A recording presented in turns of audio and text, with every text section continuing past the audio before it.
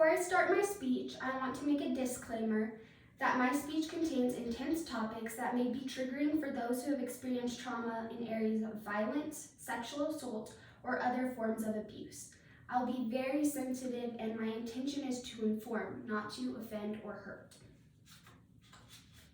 Everyone knows that those who are convicted of disobeying the law go to prison. But do we know what goes on in prison? A startling 50% of prisoners are imprisoned again after serving time behind bars. Is this because of human nature, or can prison reform change that? Breaking the law most certainly deserves consequences and being taken to jail. Some offenses are more serious than others, and that must be taken into account as well. However, we are all humans who all make mistakes. Consequences are necessary, but having a chance to redeem yourself is also necessary. Today I will show you some of the brutalities that occur in prison and why prison reform is so deeply needed. Throughout the course of my speech, I will give you 2 reasons why prison reform is needed and an explanation of prison reform. Prison reform is needed because people who could be saved are dying in prison. Many prison deaths are able to be avoided, but due to inhumane conditions and lack of proper medical care, people die.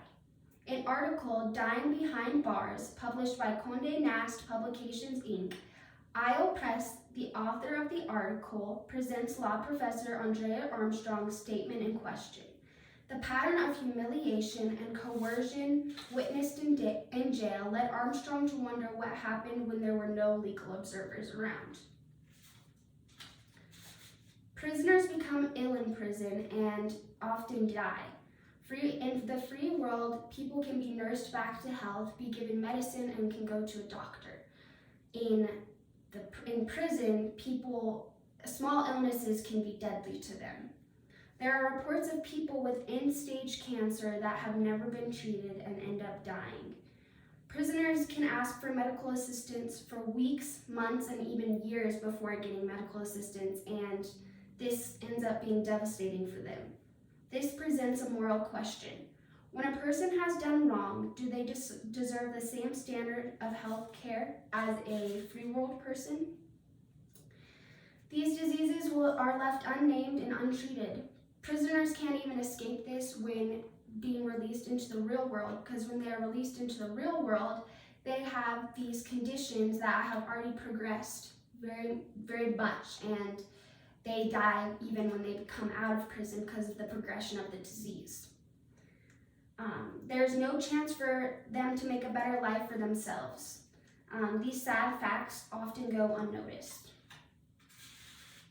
This is just one of the many abuses that prisoners experience. Abuse against women is prevalent in prison. It is not talked about often, but it happens very often. Many women in prison are sexually abused by correctional officers. The prisoners end up in a worse situation than they were before, and the correctional officers oftentimes get off with little consequences.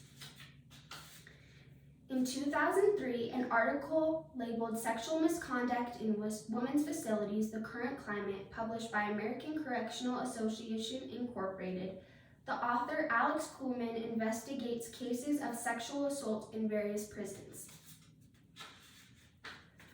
Women are often at their lowest when they are in prison, and they are abused not by the prisoners, but by those who are supposed to protect them, the correctional officers. Women become pregnant by correctional officers, and that causes physical and mental turmoil.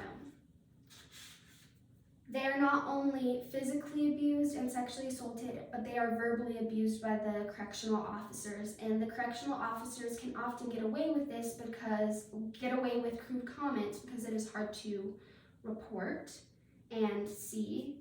Even if prisoners agree to having sex, they are not in the right state of mind, and the correctional officer's power may influence their decision. Many of these instances happen without consent as well. Due to these reasons and so many more, prison reform is so clearly needed. Prison reform strives to help those who have been incarcerated to set them on a path to a better life. When prisoners are released back into the real world, there's little help to help them back on their feet. In 2018, an article, Why Prison Reform Matters in America, published by Charles Koch Institute, Prison Reform states that prison reform seeks to change the status quo by providing individuals with a constructive and dignified experience while they are incarcerated and providing access to tools to transform their lives. It is often difficult for prisoners who have been incarcerated for long periods of time to go into the free world and start a new life for themselves. They are so used to their life in prison that they have no resources and it's hard for them to get jobs and education. So prison reform strives to help them with this. They often go back to their old way of life because they don't know anything different. The resources that prison reform provides are job training, access to education, changing behaviors and patterns, mental health help, and much more. Reform has been proven and shown to help. As I come to the end of my speech, I hope you understand the importance of prison reform. People need help, and this is a perfect way to extend it to them. Inhumane things that happen in prison need to be more talked about, and so that we can help change them. There's no way to eliminate abuse, but there's always ways to improve. Prison reform can help create people having a better life. Thank you so much.